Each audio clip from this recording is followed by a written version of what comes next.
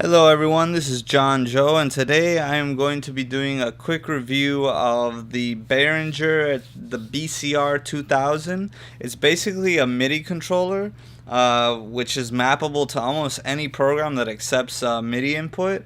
I use this especially for Ableton, and right now I'm just going to show you basically the build of the controller, and then I'm going to show you a bit of how it functions. But this is what I noticed first taking out of the box, so I'll walk you guys through my experience as I took it out of the box before I plugged it in and everything. And basically it does feel pretty sturdy. If you do pick it up, you know, it does feel sturdy. It's got a metal under chassis. The sides are plastic, but the top is also metal. This piece down here is also plastic, but this is all like kind of like an aluminum. As you can see, it says Behringer there. And then these are the back. Let me just try to focus real quick for you.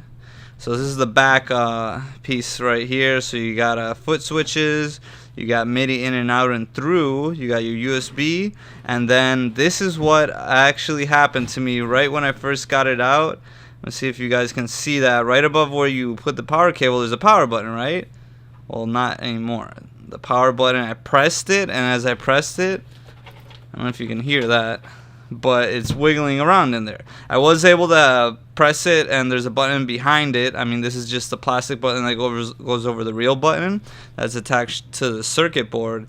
But yeah, I was able to turn it on and leave it on. So now I really don't have a button to turn it on and off. I can just plug it in and take it out, and that's how I would turn it on and off, which really sucks. I mean, build quality wise especially, I know Behringer's not so big on their build quality. They just make cheap products for people who just need to the product, like a lot of music equipment, things like that. They're very cheap products. I probably am not gonna buy another Behringer product. Maybe there's this patch bay I'm looking at. I might buy that. It's really cheap, and hopefully it's a pretty simple product. Hopefully they don't flaw out on that product. But yeah, they're made in China. I guess it's been designed in Germany, but I don't know. I guess the design didn't go as planned. Another design flaw here. Let's see if you guys can see that, but this button, this knob right here, it's actually a little bit raised higher than the other knobs, and I can't really press it down or anything, and I don't even want to try. It works. The feel of the knobs they're alright, but some of the knobs, sometimes they'll get stuck, like especially this one. It just gets stiff, like at a certain position. It just feels really stiff, and I don't know how that's gonna be over time. If that's gonna be any good, if it's just not gonna, it's gonna be really loose. It's gonna loosen up, maybe. I guess it just feels. I feel like it gets looser as I use it. I'd rather have a lot of tension on the knobs, just so I can be more precise. But yeah, build quality is not great. There's really no other controller out there in this price range. I think there's another controller. I forgot the name of the company, but they make something like this that just has a bunch of knobs. I'm sure it's way better build quality because it costs around $600. But yeah, I guess for anything under 200 bucks, this is something that you could definitely look at. And if you just want something to control like your virtual synths in Ableton, kind of make them more like analog synths as far as controlling all the parameters, you can map all of these knobs to different parameters in the synth. So that's really cool. It has a bunch of buttons. You have different preset modes, which I'll show you a little bit later. And each of these buttons are mappable to different controls and things like that. So now let's go into Ableton, and I'm just going to open this up with actually a synth preset template that I've made up, and I'll just show you how you can evolve the sounds using this controller. So let's go do that right now. I'm going to set this up, and I'll be right back. Alright, so I have this all set up in Ableton right now. I have a keyboard right here, and then let's turn up the volume a bit. Alright, so I have the keyboard there, and then I have these all pre-mapped, and I just saved it as a template, so I don't have to go do it every single time. I mean, I don't really know what I have mapped out, 100%.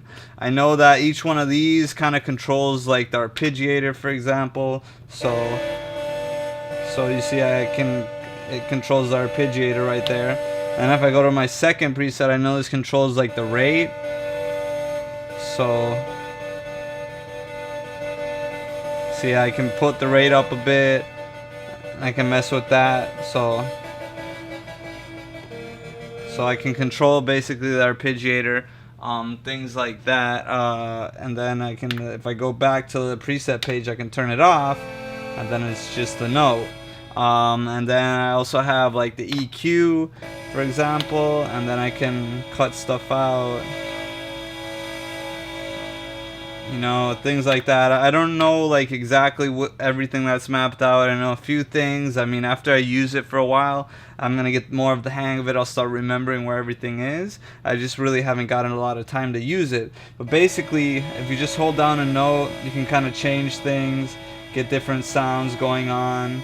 There we go.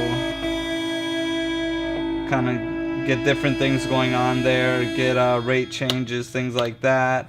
The way I kind of mapped it out is on the P3 page. I have a lot of the presets for the B part because I'm using silent. So page 1 is kind of for A, page 2 is for presets, and then for effects, and then page 3 is for part B of the synth. The problem I ran into is as I was mapping, I feel like the controller kind of ran out of just mappable keys or whatever, and it started like mapping 4 keys to 1 parameter, because each key would be like the same MIDI note.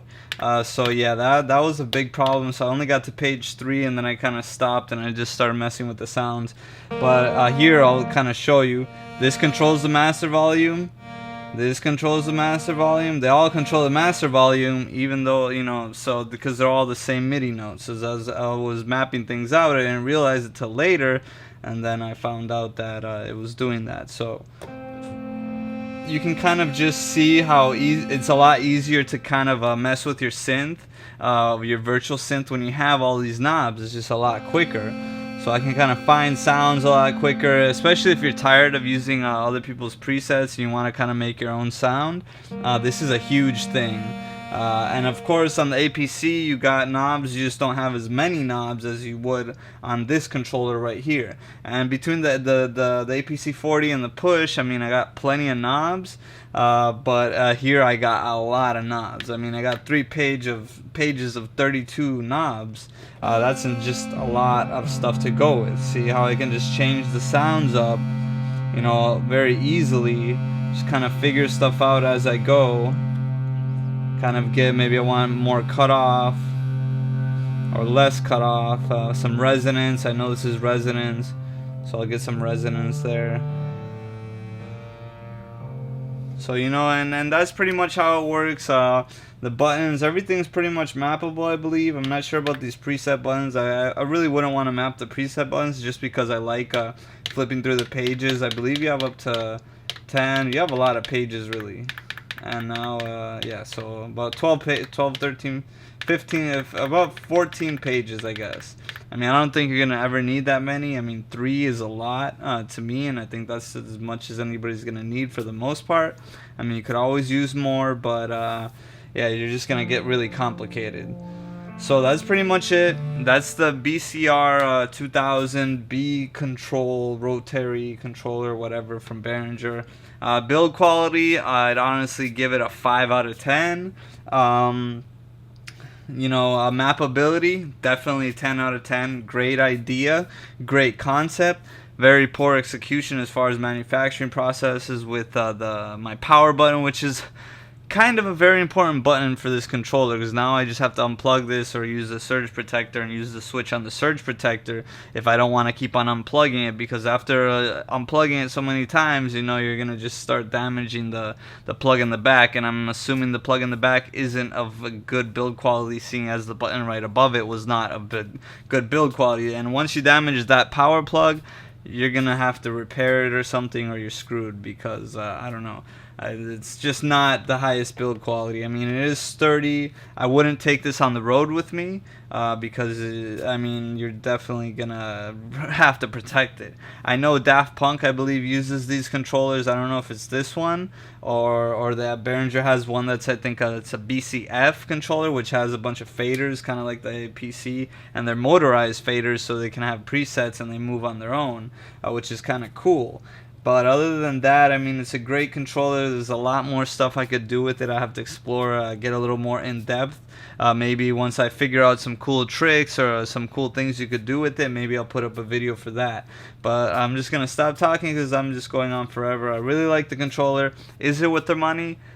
If it was a little cheaper, I think it would be better. But it was worth it. I'm not going to return it or anything. I'm going to keep it, definitely use it, implement it. I am planning on getting some analog synths in the future. So, I mean, virtual synth wise, I may not be using it for much longer. But another cool thing about this is you can map these MIDI keys or knobs to edit pictures in Lightroom, and that's another big reason why I got it, because I do photography as well, as you should know if you've checked out my website or anything. But that's really cool because each one of these can control saturation, contrast, vibrance, anything you want to control, and you can pretty much map out every single parameter in Lightroom to these knobs, especially with the presets, and that's really cool because you can edit pictures a lot quicker and more creatively. To me, just sitting staring at a screen using the mouse and keyboard, to me, is just I'm losing my passion for it. It's boring, it's not fun. Sitting down for long periods of time is not healthy either. So I want to do things more standing up and more interactive, kind of being able to put more of me into the picture or music or whatever it is, just kind of getting something going. When you're standing, I just feel like I get a little more inspired, I feel more active, and I feel happier in general, because sitting down is no fun, really. I like to be standing up. So anyways, other than that, great controller. Sorry for rambling on, going into my little whatever my what do you call it, philosophies or whatnot. But again, this is John Joe. Thanks for watching the video. Please like, subscribe, comment. Let me know what you guys think. Check out my website, johnjoe.me. And yeah, I guess I'll see you guys around. Peace.